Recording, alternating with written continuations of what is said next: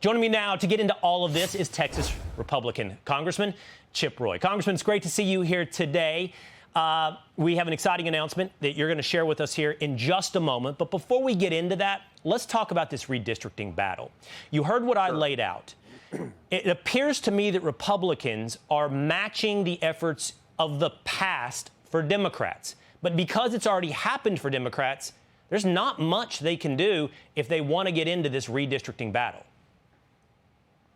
Yeah, Will, great to be on. Thanks for laying that out for the American people to understand. What effectively has been true is that Republicans, unfortunately, for too long have unilaterally disarmed, allowing Democrats to basically monopolize congressional districts using gerrymandering, while Republicans played nice, trying to have maps that weren't as gerrymandered. And that has resulted in a place like Texas, where your district makeups are like close to 2-to-1, but yet you've got roughly about a 60-40 makeup electorally where Republicans win across Texas. But you got California, which is roughly 60-40 the other way, but they only have 9 Republican seats out of 50, 3 or 4. You've got, as you pointed out, Massachusetts has 0. I think Illinois, it's 17% of the total seats is Republican. They've been playing the game a different way. They're just mad that Republicans are now starting to do that to them. They're mad that Republicans, by the way, are using going in and doing forum shopping and going into district courts where you've got a friendly judge and we get good results. They were doing it for decades. You know, as a lawyer, how important that is. They're just mad that we're catching on and we're actually now beating them at their own game. That's what's really going on. And Gavin Newsom wants to fundraise off of it. But for the theatrics from Democrats, from Gavin Newsom and from the Texas Democrats that fled the state, I think for the average viewer, I would understand this becoming a bit like political white noise in your news ears. It's hard to understand and remember why this is so important. But what we're talking about is control of the House of Representatives. And for Donald Trump's second term, it means how long his agenda continues to be able to have legislative support beyond the first 2 years.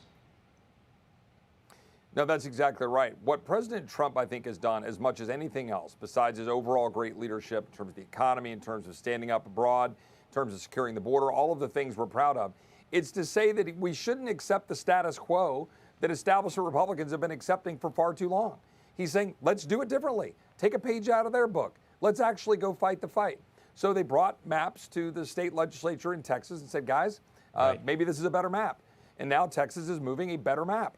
Frankly, we could probably be even more aggressive. But I think we're trying to move it all in the right direction to make sure that we're getting balance, because for too long, and by the way, you know this, Democrats have hid behind the Voting Rights Act to use race-based gerrymandering to try to cover for their political gerrymandering. Right. And now they are really upset that we're calling them out on what they're doing. And by the way, we'd like to end that race-based gerrymandering. We should be putting the right people in districts to represent all people regardless of their skin color. All right, Congressman Roy, we mentioned you're here today with a special announcement. We appreciate you doing this on the Will Cain Show. What are you here to tell us? Well, you'll appreciate this as a graduate of the University of Texas School of Law. You know how important the office of the Attorney General is, and so I've thrown my hat in the ring to run for Attorney General of Texas. At the end of the term I'm currently serving, my 4th term, representing the 21st Congressional District, I'll have served for 8 years. I don't think we need permanent legislators. I think we need people that are willing to, turn that over and let someone else now go represent the fine people of the Hill Country. But I want to come back home and use my talents and skills as a lawyer, as a former federal prosecutor, as the former First Assistant Attorney General of Texas, as someone who serves on the House Judiciary Committee as the chairman of the Constitution Subcommittee. And I want to go fight for Texas. And I want to do it in the courtroom. I want to do it alongside the great men and women in blue, our law enforcement. And this really, I got to say, it touched me a lot when I was down in Kerrville during the floods and working alongside the men and women who were doing all of the hard work of trying to help those people, the law enforcement community, the Texas Department of Emergency Management, the governor's office, local law enforcement. And I really had a calling and prayerful calling to come back home to Texas. I'm unafraid to fight, but more importantly, I'm unafraid to win. That was the story behind the big, beautiful bill and working with President Trump to deliver. It's tough stuff in Washington, but you got to be unafraid to win. And that's why I want to run for the Attorney General of Texas and come back and defend this great state from the assault that it's experiencing by radical leftists, Soros DAs, Soros judges, putting criminals on the streets, open border politicians that President Trump is fighting. But we need a long generational change to save Texas, the Texas of our forefathers, Will. We got to save it for our kids and grandkids.